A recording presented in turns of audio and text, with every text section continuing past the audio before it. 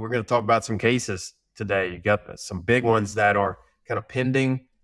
2025 is going to be a big year. We'll hopefully see some resolution of some of these cases, but let's jump into it.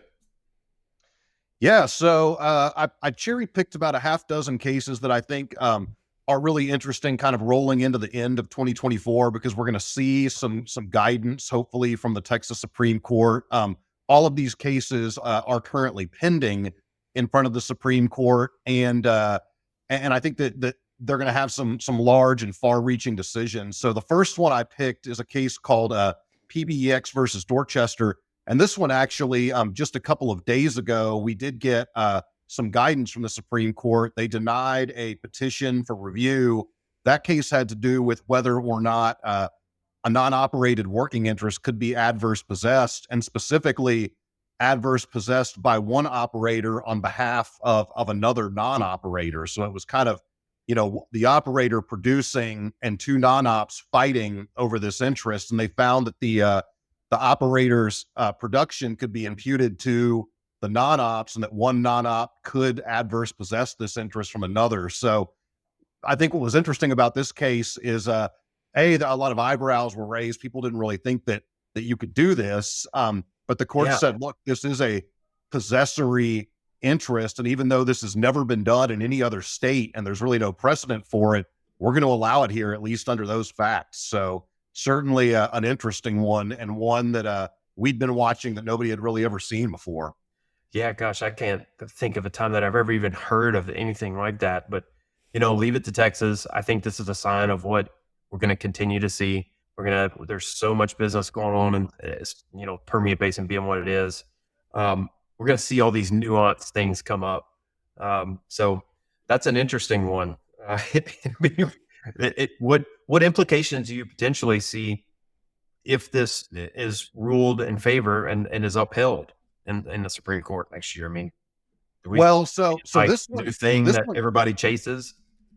Yeah, and this one looks like it's fairly settled at this point. And I'll say this: I think that it was a fairly unique set of facts. There was an assignment that had never been recorded, and a party was the successor in interest to that. That in Dorchester was the successor in interest, kind of this unrecorded assignment. And then the recorded chain of title led into PBEX, and it was found that because PBEX had been kind of acting as the jib, non-op jib owner and things like that, that Dorchester at some point kind of lost its standing to come out of the woodwork and claim this interest. So it was a little bit of an unusual circumstance, but it does stand for the fact that if you kind of acquire an interest, then, and you've had it for a while and somebody comes out of the woodwork claiming it, maybe even has a viable claim to it, that you might be able to say, no, we've adverse possessed it at this point. You're stopped, essentially. One thing that I thought was interesting in that case is that nobody ever really made a bona fide purchaser argument. I think that there's an argument to be made that there was, a possible bona fide purchaser angle. But again, it didn't come up. So that remains to be seen whether or not that could trump this idea of adverse possession. Wow. Okay. That's a good one. Washouts. We've got a pretty good one going on that one, huh? Yeah. So the notorious Anadarko washout. This is the second case where we've seen this, where, again, these cases are fairly nuanced, but the idea being that if you are a non-op that has never signed a JOA, or even more egregious, if the operator just refuses to give you a JOA and you request one, and then they go and top lease your interest, then will your leases be, even if there's production on your lease, will they be extended past the primary term? I think historically the thinking was they would be. Production on the lease is production on the lease, and most leases just say there needs to be production. It doesn't specify who needs to cause that production. And that was the case with this lease. But here, Anadarko refused to circulate a JOA even after asked for one. They took top leases and then they washed out these interests. So there was another previous case that dealt with this as well.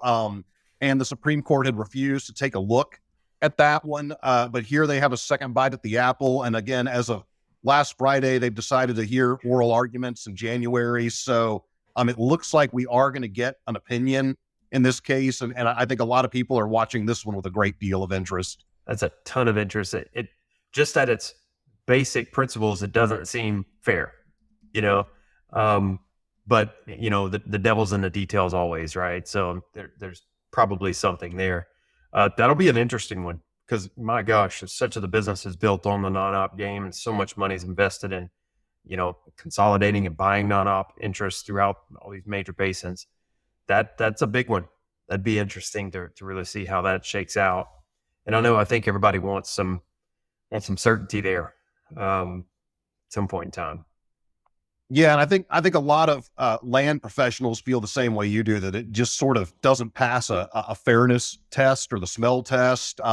It seems a little bit coercive. I think if you are a well-capitalized operator and you can just kind of force people out of your unit or your leases or your prospect because of the fact that you have all the power, you know, and they really have no recourse other than coming in and trying to drill their own well. But obviously that leads to spacing and density issues and a number of other issues, including the fact that it's probably not the best for the reservoir for maximizing production and protecting correlative rights and all that good stuff. So Yeah. another interesting one. You know, we'll see what happens in 2025 there. Do you ever see a situation where, say, for instance, that is the case, you know, where, you know, the governing bodies, the Railroad Commission would step in and say, hey, you know, would they have a say in that in any way, or is it purely a matter of the courts? Well, you know, the Railroad Commission does not adjudicate title per se. And so, you know, they're going to look at the contracts between the parties. They're going to say, well, you have to look at the language of the leases. You have to look at the JOAs. So other than, you know, possibly filing, you know, an amicus brief or something like that, the Supreme Court taking one side or another. And there have been some briefs filed in this case.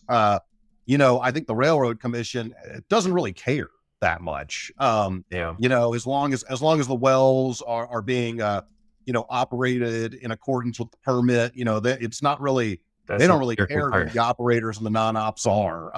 Now, I think the greater implication is things like co-tenancy, you know, whether or not you can kind of kick another party out of title, things like that. It's somewhat similar to the idea of kind of adverse possessing in some ways. But really what you're doing is more akin to washing out an override or something like that. You know, you're just washing these guys' interest out completely. And by the way, the Texas legislature has taken a stance against override washouts in the last couple of years. So Texas generally seems to disfavor the washout, but the El Paso Court of Appeals seems to be a big fan and supporter of this Anadarko washout, as it's become known.